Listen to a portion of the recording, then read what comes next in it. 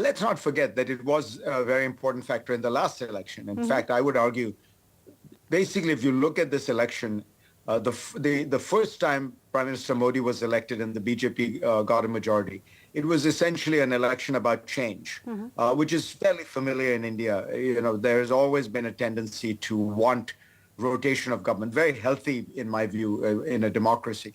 The second election was largely focused on a kind of anti-Pakistan Indian nationalist wave, obviously caused by Pakistani actions, but which Prime Minister Modi was able to use and ride to victory. This one, I have to say, it's not entirely clear, but doesn't feel to me, looking from the outside, as much of a wave election. It doesn't feel as much that there are strong engines. It seems that there are different forces moving in different directions. And you're right, one of the factors people are looking at is foreign policy. Now, when you look at the geopolitical revolution that I talk about in my book, as I say, the rise of China, the return of Russia, these have become the crucial new features of the world order, and both of them present a kind of frontal challenge to the existing rules-based international order. India becomes very important in that context because India can provide a kind of ballast, counterweight to China. It's the only country of the size and scale that has the capacity to do that in the long run in Asia.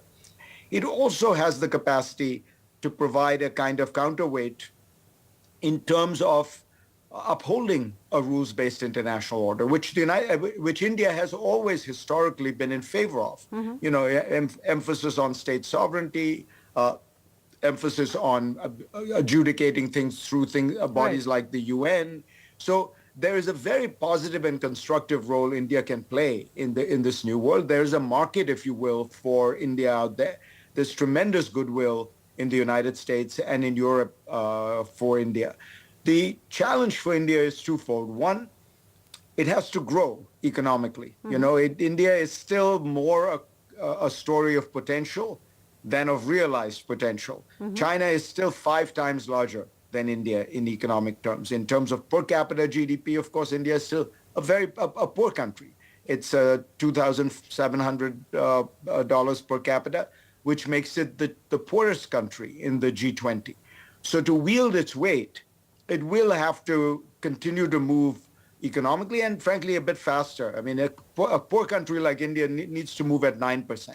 And the second piece is India needs to remain committed to a rules-based international order. There's always a danger that a country like India will seek a narrow and short-term temporary advantage and forsake some of those rules. And I think in general, India is better off. India has the potential to be a rule maker rather than a rule taker in the new world order. It can shape the agenda, it can make the rules. But in order to do that, it has to live by them. One interesting aspect of this is really when we look at the Prime Minister's approval ratings and compared to global leaders, he consistently tops that. His latest approval ratings are higher than any other global leaders. And if election results, of course, on the 4th of June, but if the Prime Minister is re-elected, it will be a historic third term, beating Prime Minister Nehru's record. Will the fact that Prime Minister Modi has a mandate with this, which is, of course, of the world's largest democracy, if he gets that mandate again, does it give him a democratic legitimacy that many other world leaders, say when you talked about the China comparison, lack? It certainly will give him a much greater legitimacy in the Western world because he will, in a sense, be representing legitimately, credibly, a country of 1.4 billion people.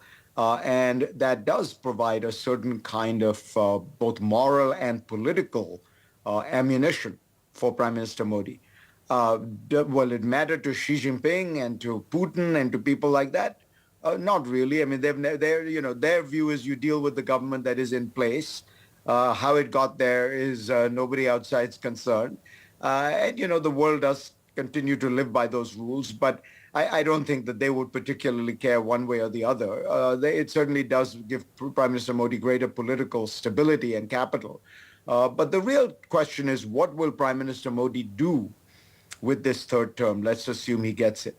This is the great challenge he faces. What does he want his legacy for India to be? India internally, India within in the broader world. And I think that's a great opportunity for Prime Minister Modi for precisely the reason you say. It's historic, and he is very popular. A lot of the country listens to him, and so he can either appeal to what Lincoln called the better angels of Indians and try to bring the country together and move it forward so that everyone prospers and everyone feels included. Or, there are other paths. So that is, to me, the great challenge is how will Prime Minister Modi view this potentially historic legacy-forming third term? Mm-hmm. Part of, say, perhaps India's foreign policy under the Modi government, and I think the foreign minister expressed this extensively on many occasions, but I think really the breaking point with what India and the West went in different directions was, of course, over Ukraine and the whole India's relationship with Russia, the import of Russian oil. We've seen that the world, in a sense, came around to India's position on this. Even the Ukraine foreign minister who I interviewed recently in India said that we accept India's argument now because, they're importing it in rupees. In fact, European countries then bought it once it had been processed in India. So in that sense, what have you seen as an observer of the Modi government's foreign policy? What do you think have been its major successes? Also the fact that Yuval Harari, when he talked to me after the attack last year in October, made the point that India can speak to countries like Iran. We need countries like India which can speak to all the major players in this new geopolitical turbulence more than ever before. Do you agree with that view? I do. I've always felt that it doesn't make any sense to isolate countries completely. I've been in favor of the United States talking to Iran. I've been in favor of the United States having negotiations with Russia. And the United States never objected to India buying Russian oil or buying Russian weapons. The United States has been very understanding of India's strategic concerns and realities. I think my own view is India needs to ask itself, does it really want to get 80 to 90% of its advanced weaponry from a country like Russia, which is a power in deep technological decline, in economic crisis, and that has been politically isolated by 65% of global GDP. That's an Indian choice, but the Americans have not in any way sanctioned India for those reasons. They have been very understanding. The issue is, again, not that India has this capacity and goodwill about it, but what does it do with it? So, for example, you point out it does have relations with Iran, which could be very useful. Mm-hmm. But has it used that capacity for anything above its narrow self-interest of simply importing oil from Iran? Has it used it to try to create a more stable, peaceful atmosphere in the Middle East? Has it tried to broker some kind of, negotiations or anything that could bring the temperature down? Now, the Chinese have played that role. I wonder why shouldn't India play that role? India would be, I think, better suited to do it because Western powers would trust India more than they trust China by a long shot. India could become a genuine intermediary. So I keep looking for India to use its position in a productive and constructive way that is in line with its interests, it's in line with its values, and that will then... We have done that in Russia and Ukraine, where the Prime Minister spoke to both the President Putin and the President Zelensky, and made the point to Russia that this is not a time for war. And of course, the G20 declaration, where we got everyone to actually sign on that dotted line. The G20 was an important achievement. I absolutely agree. I think nothing has been done to build on it. I think it really is time for us to get into negotiations with the Russians and Ukrainians because, this is a war that is helping nobody. It is killing tens of thousands of Russians and Ukrainians. Russia has been largely isolated, particularly, as I say, from the most advanced sectors of the world economy. The Ukrainian people are suffering massive, massive hardship. So, why not speed up that process? Why not try to offer a place, a platform, things like that? The G20 was a long time ago. The war has not let's be honest, while that was a good symbolic effort, nothing has changed. The war continues. In fact, it's getting worse. India has been making this plea very vociferously that really organizations like the UN Security Council, are now outdated, that the global organizations need to be more representative of the world. The African Union needs to be part, and India needs to be in the UN Security Council. Do you think that time is long overdue? And do you think that that really is the next big geopolitical move that we may see happening strategically for countries like India, and with China constantly having a veto power, how actually are we going to negotiate this? Yeah, I mean, you raised the question exactly right. It's important that India be included. It's long overdue, but because of China, it will never happen. The Chinese have a veto in the Security Council, and there's no way to get it through the Security Council without China's approval. So my suspicion is what happens to these groups, because it's not just India. There are no African countries on the UN Security Council. I mean, the UN Security Council, in a sense, reflects the power dynamic in 1945 at the end of World War II. We're a long way from that. But my guess is what happens is these organizations, they don't become irrelevant. I mean, there will always be a relevance, but they become less relevant.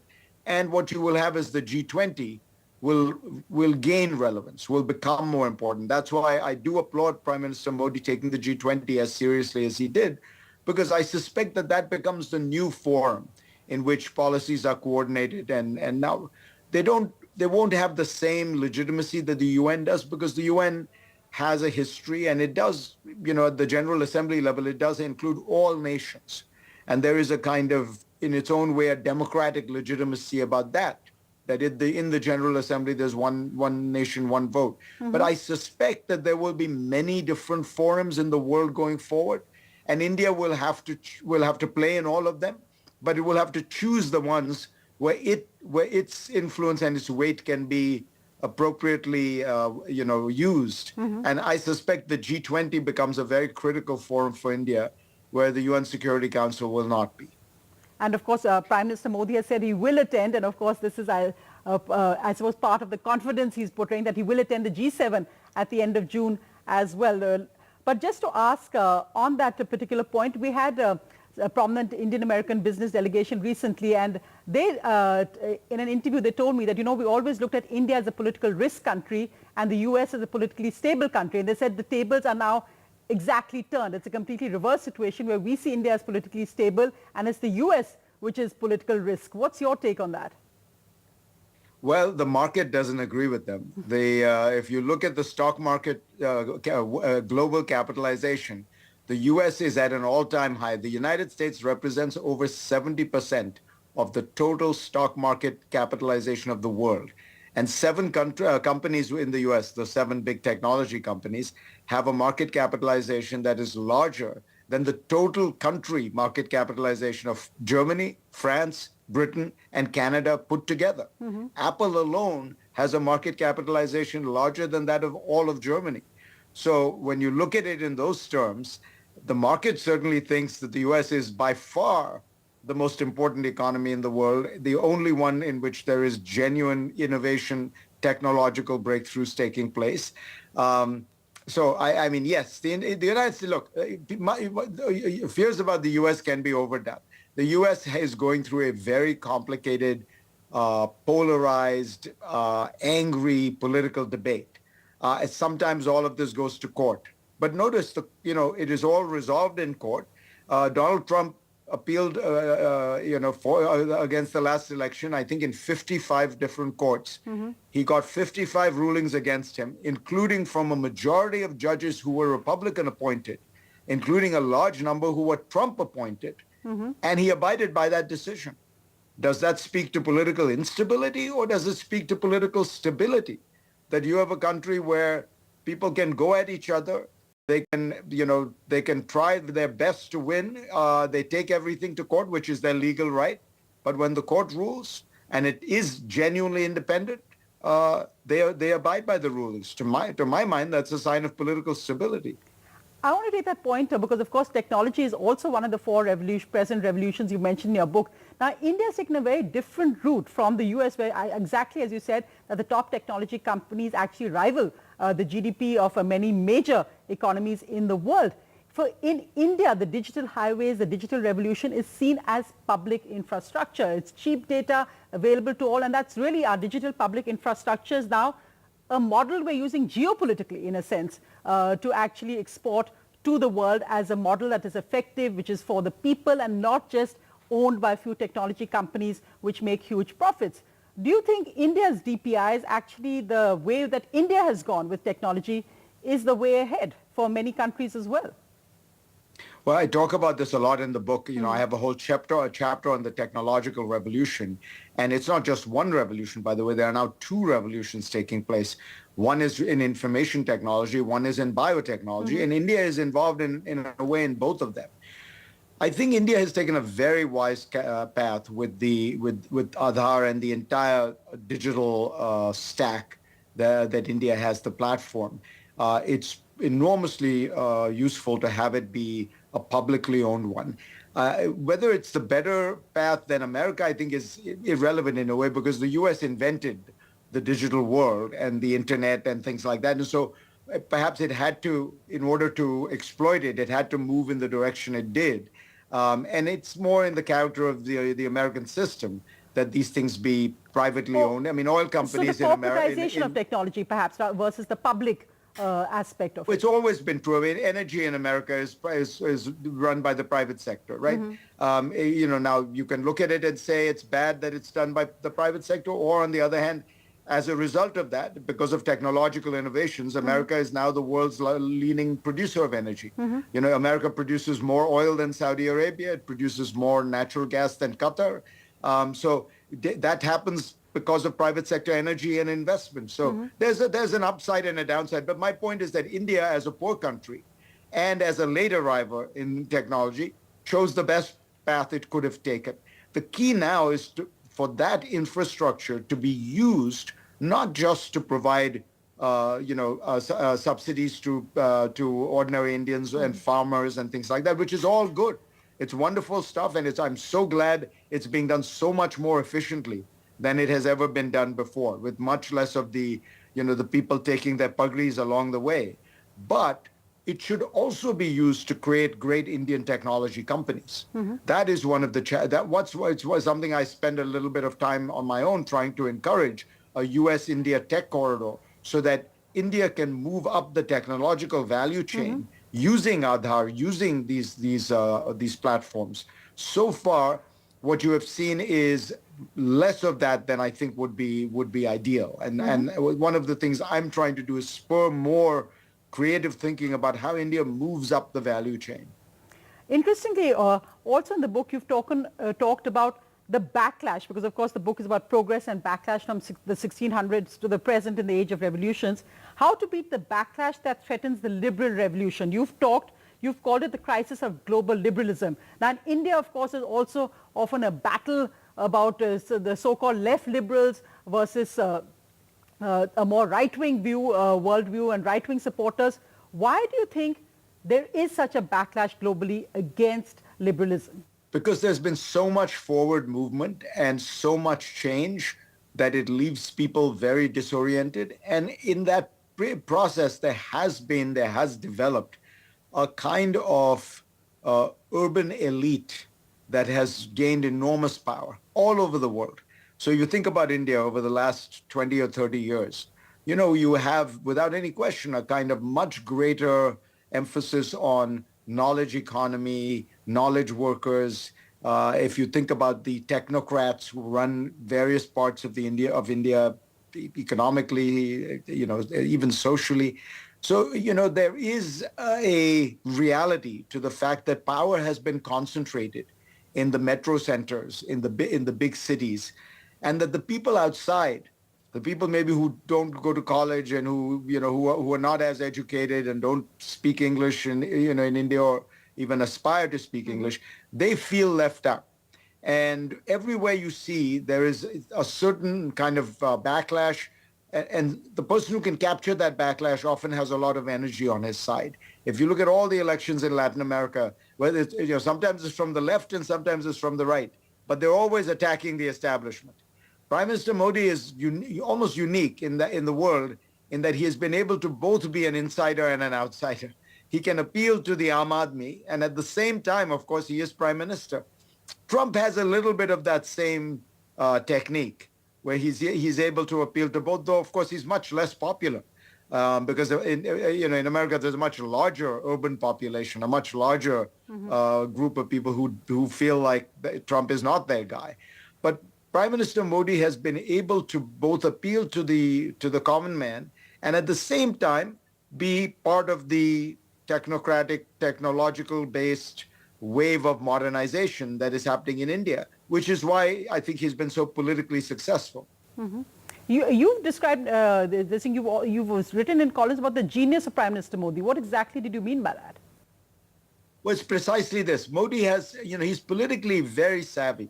If you look at the first iteration of Hindutva, when Advani and Vajpayee, it was more of a kind of upper caste or mid caste phenomenon, which is ultimately why it came undone, was that the Dalits and Muslims, of course, in large parts of the kind of mid and lower caste Hindus never fully embraced it.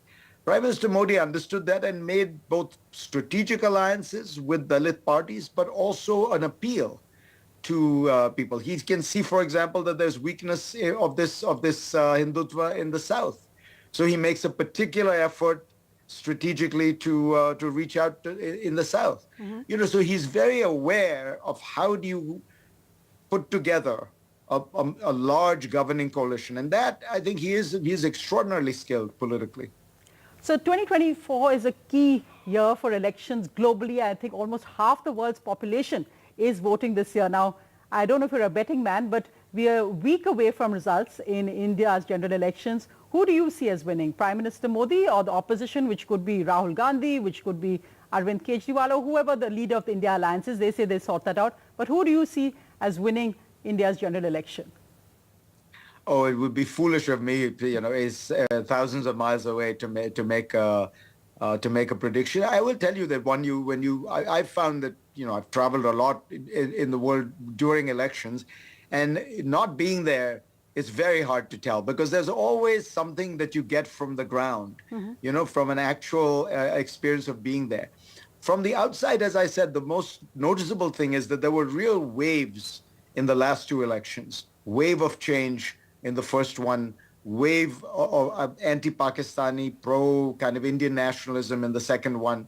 I don't get the sense. This one is a little more complicated. Do you think one of the interesting aspects, and this is really seems to have happened in the last 10 years, is the de-hyphenation? You made that point at Pakistan and how it was a key factor in the last election, that how Pakistan has been completely de-hyphenated from India. We don't talk about it in Indian politics really anymore, except for some, Twitter comments, etc., or some campaign speech, but it's not really a key issue anymore in the world.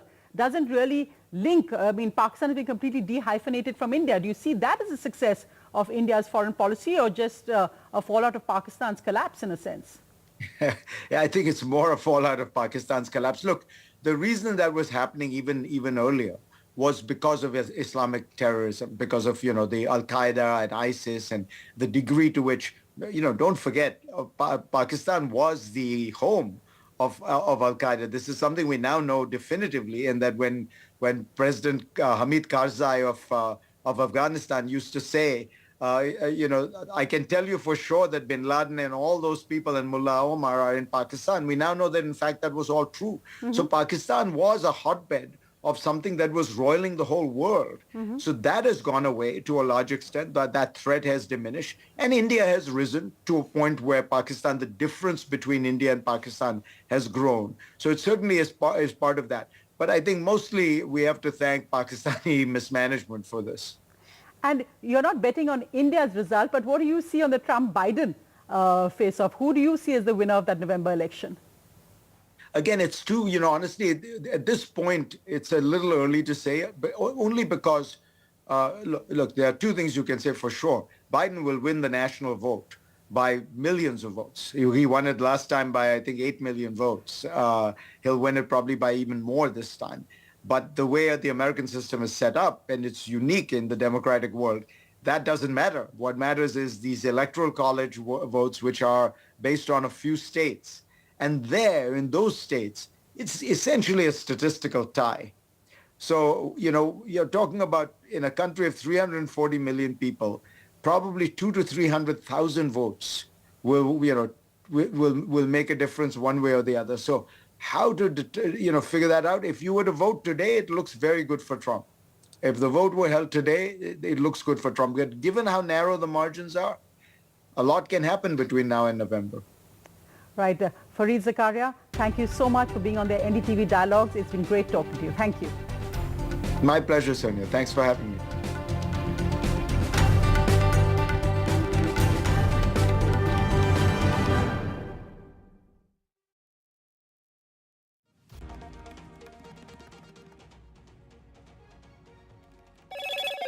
Hello, Moto. Motorola, India's best 5G smartphone brand.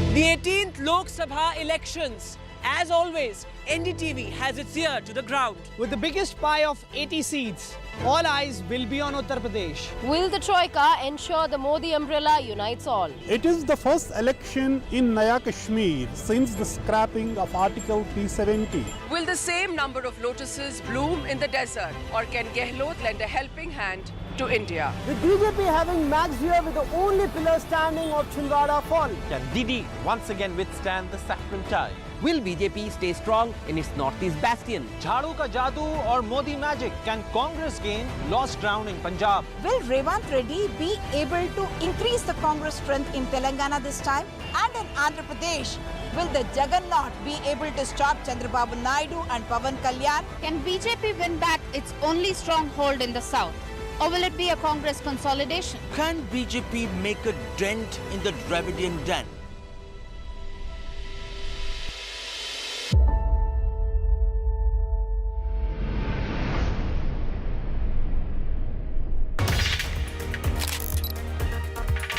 I pledge to vote. This is the only relationship between those who govern and those who are governed. It is the only way to hold or reward people or penalize them on the governance they have given. It is a centerpiece of our democratic architecture. We have a right which we must exercise.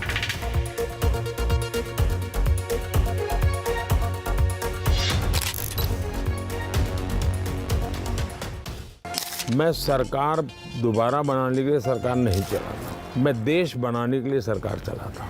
बार बार ये विपक्ष का कहना है कि साहब China जो है हमारे यहाँ घुसा है। रक्षा मंत्री होने के नाते आश्वस्त करना चाहता हूँ, भारत की 1 इंच जमीन पर भी कोई कब्जा नहीं करने पाएगा। Battle for 2024। केजरीवाल झूठ की दुकान खोल रखी है और झूठे बातें करके लोगों को बरगलाने का काम करता है। क्या शांतिपूर्ण चुनाव हो रहा है?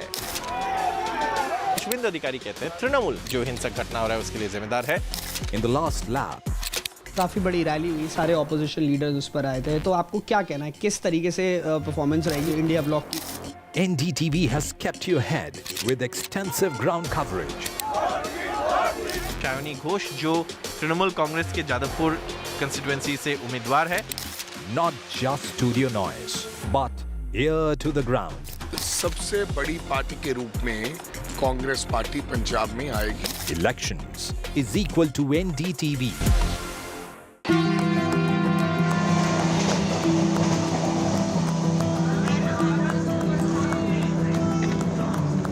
When elections in India enter the crucial slog overs, we at NDTV decided to take another train journey.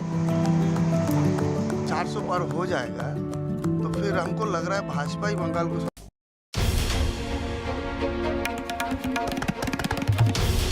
This is NDTV, and you're watching NDTV 24/7.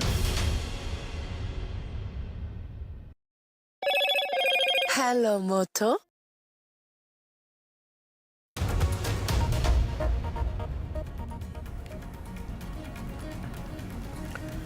Two top Odisha officials in the dock. Election Commission of India suspends Special Secretary in Odisha's Chief Minister's office. Officials accused of undue influence on poll process. Aam Aadmi Party versus Lieutenant Governor all over again on the Delhi hospital fire. Lieutenant Governor orders special probe in the fire licenses. LG says mere lip service by Chief Minister.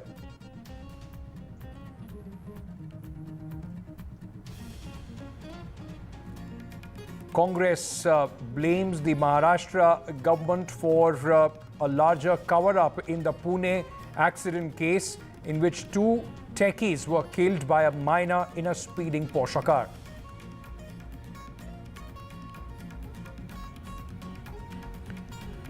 In Kolkata, it's roadshow versus roadshow with both Prime Minister Narendra Modi and Chief Minister Mamata Banerjee taking out election rallies. The Prime Minister attacks Mamata Banerjee over vote bank politics.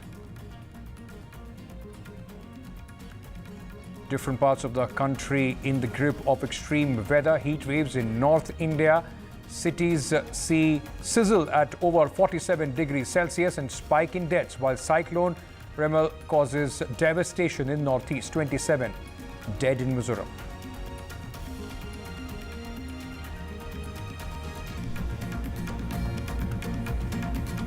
Good evening and welcome. Action by the Election Commission of India against two top officials in Odisha government. In fact, two officials are in the dock. The action against the Chief Minister, IG, Chief Minister Security and Special Secretary in Odisha Chief Minister's office. Now, the Election Commission of India has ordered suspension of the Special Secretary.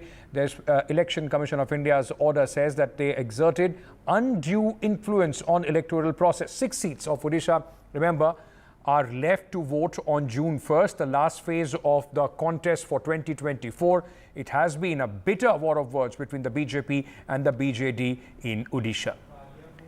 Let me go across to my colleague Vasudha, who's joining us with more details at this moment. Vasudha, now this is quite peculiar, that too just ahead of the last phase of the elections. I mean, 6 phases on, we have not seen this kind of a harsh action by the Election Commission of India. What triggered this? Absolutely, Ankit. And you know, all of this is coming after multiple complaints by the BJP that several of its workers have been attacked by BJD political workers in the last few days. In fact, they are citing about 13 instances. And the interesting part is amongst the two officials, while one of them is a special secretary who works in the CMO, the other one is in the IG of CM Security, Ashish Kumar Singh, and he has been on medical leave since the 4th of May. So if you look at the letter, the action taken by EC says that the special secretary will be suspended. In fact, he would be, sort of handed over suspension tomorrow. But it is this action against the IG of CM Security which is most interesting, because he's been called, he's been asked to report to AIIMS Bhubaneswar. There'll be a thorough medical examination of his. And what I understand from my sources is that this action was taken against these people because of undue influence.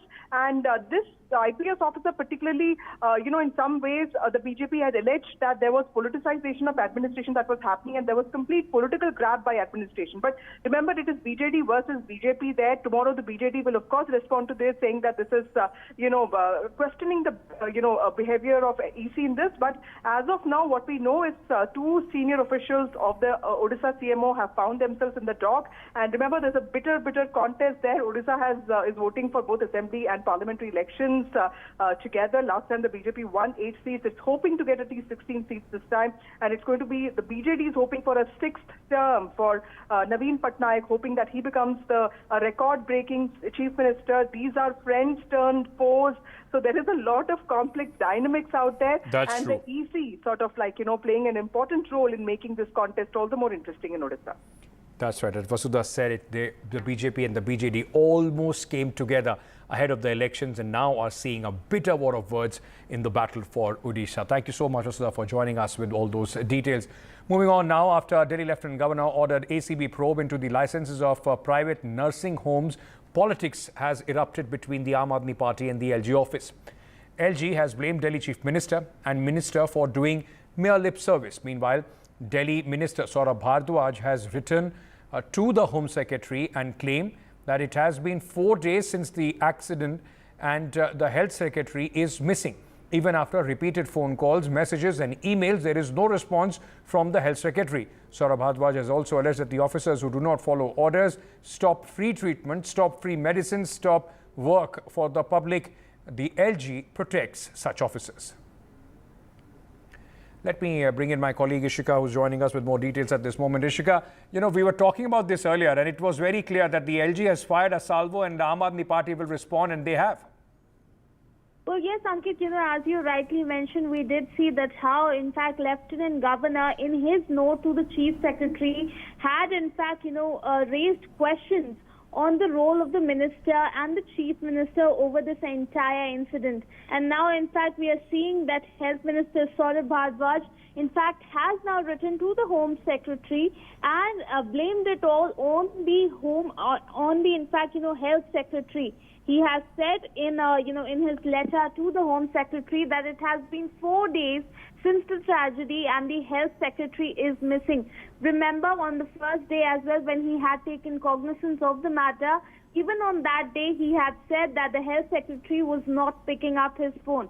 Now, in fact, he has further gone on to say over the Lieutenant Governor's note to the Chief Secretary, he says that Lieutenant Governor is doing politics over the death of innocent children. This is what Health Minister now saying. And he also goes on to say that the officers who do not follow orders, stop pre-treatment, stop medicine, stop the work of the public, the Lieutenant Governor protects them. He also goes on to say that Lieutenant Governor, in his entire note to the Chief Secretary, has not even uttered a single word regarding the Health Secretary. So, Ankit, this is not new. We have seen that how, in fact, the Delhi government has always, blamed the bureaucracy and always blamed the Lieutenant Governor of, in fact, protecting all those officers whom they claim do not listen to the elected government of Delhi. Right. But the sad part is that now, in fact, this war of words between the Lieutenant Governor and the Delhi government minister, we are seeing over a very, very massive fire tragedy that took place in Delhi. Over to you. Remember, just as we move on from this story, 7 infants, newborn babies have died in this fire while the political blame game is on. Thank you so much, Ishika, for joining us with all those details.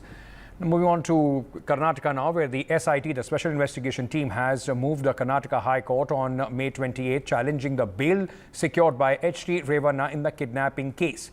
Now, JDS MLA H.D. Revanna on May 27th approached the Karnataka High Court seeking quashing of both the cases filed against him. H.D. Revanna faces charges in 2 separate cases, one involving sexual harassment and the other related to kidnapping. He is currently out on conditional bail. Remember, he's the father of, Prajwal Revanna, who is the Member of Parliament from Hassan and accused in this sexual, CD case which has come to fore.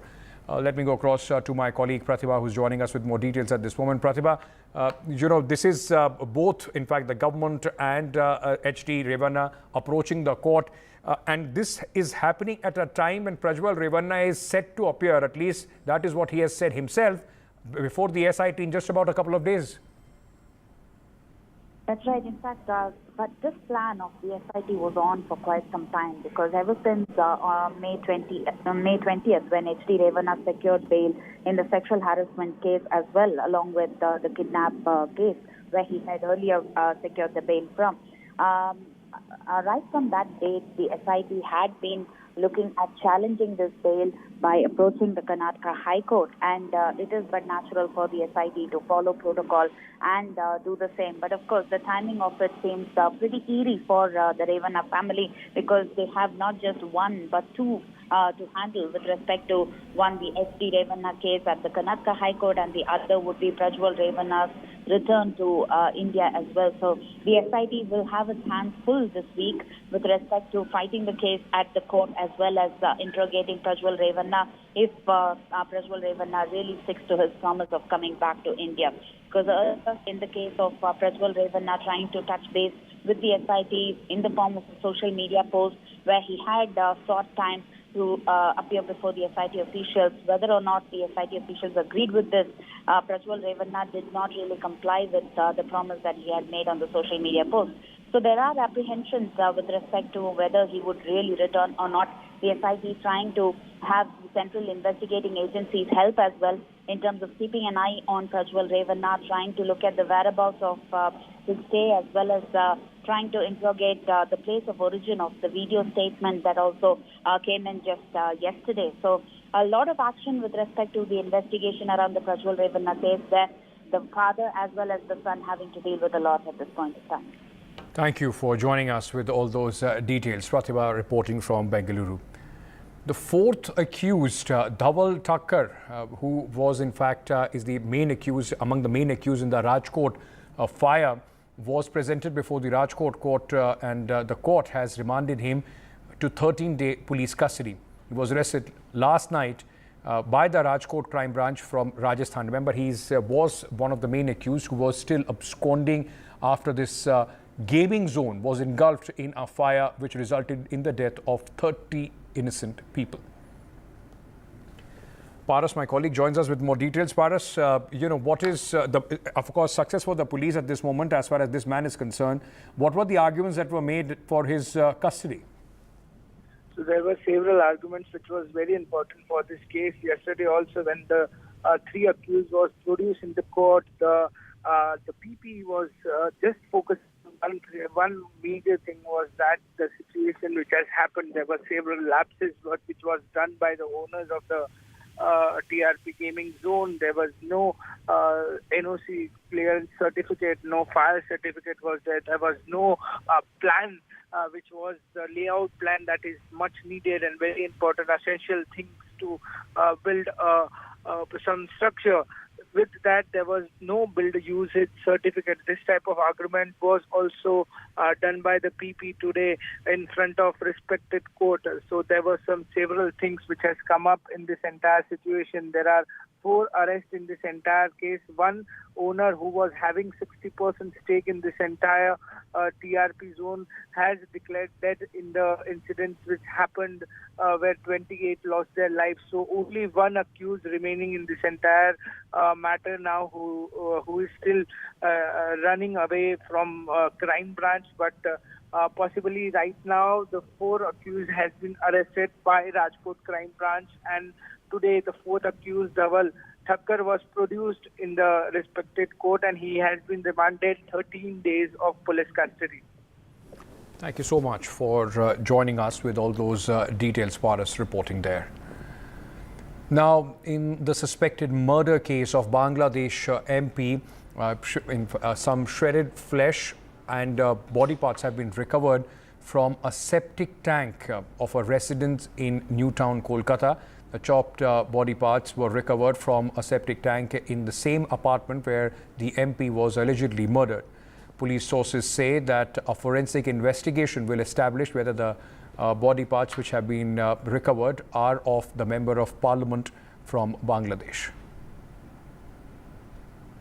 Well, in latest developments in the murder of the Bangladesh MP, it has come to light that perhaps the police have been able to locate what they suspect could be remains of the Bangladesh MP who was murdered in Newtown. Now, police sources tell NDTV that perhaps they found flesh that could be human flesh, and this flesh, of course, is going to be sent for forensic examination to establish what it is and whether, of course, it is part of the remains of the murdered Bangladesh MP whose body, as we know, was chopped up by a butcher who was entrusted to do the job and then, of course, thrown in different parts of the town. This was a conspiracy. The police were investigating it. The police had already concluded this was a case of murder, but they had not found the body yet. Now what they're saying is that they found some 3.5 kgs of what seems to be, what they suspect to be human flesh, and they believe that this could very well be parts of the dismembered body of the Bangladesh MP who was murdered in the Newtown area of Kolkata. However, this will only be established after a forensic test is completed on this recovery that the police have made. Other places also are seeing searches, including divers, to try and locate the dismembered body of the Bangladesh MP Anwarul Azim Anar, who was allegedly murdered in a flat in Kolkata's Newtown area. Turning up the political heat over Pune accident in which 17-year-old boy, in fact, rammed his Porsche into a bike, killing two techies in their 20s. The Congress has alleged the son of an MLA was also involved in the accident and the legislator took part in the cover-up. The allegation has been levelled by Maharashtra Congress chief Nana Patole and has come in the wake of the claims that doctors of Sassoon Hospital were paid 3 lakh rupees to replace the teenagers' blood samples so that they would not show traces of alcohol. Meanwhile, Maharashtra Chief Minister Eknath Shinde for the first time spoke on this case, said that he's in touch with the Pune Police Commissioner since day one and nobody is rich or poor in front of the law. घटनाक्रम समजून घेतलाय आणि concern ऑफिसरची चौकशी केली आहे. तर पुढील चौकशी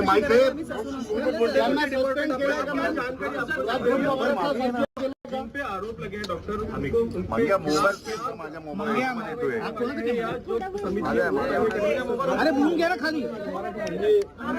चौकशी समिती आहे. आम्ही आमचे निष्कर्ष आणि आमच्या सूचना शासनाला कळवू. त्या रिपोर्टचा पुढे काय करायचं हा निर्णय सर्वस्वी शासनाचा.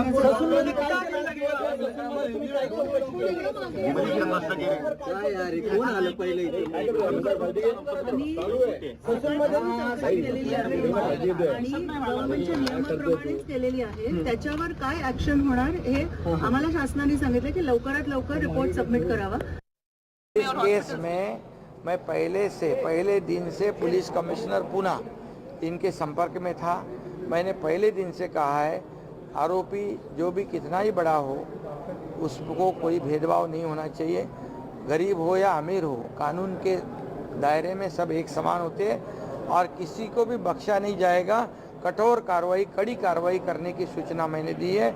जो बच्चों की डेथ हुई है वो भी किसी के तो बच्चे हैं. तो इसके लिए जितने भी लोग इसमें दोषी हैं उनको कड़ी कार्रवाई की जाएगी. Quick break at this moment. News and updates on the other side. Stay tuned.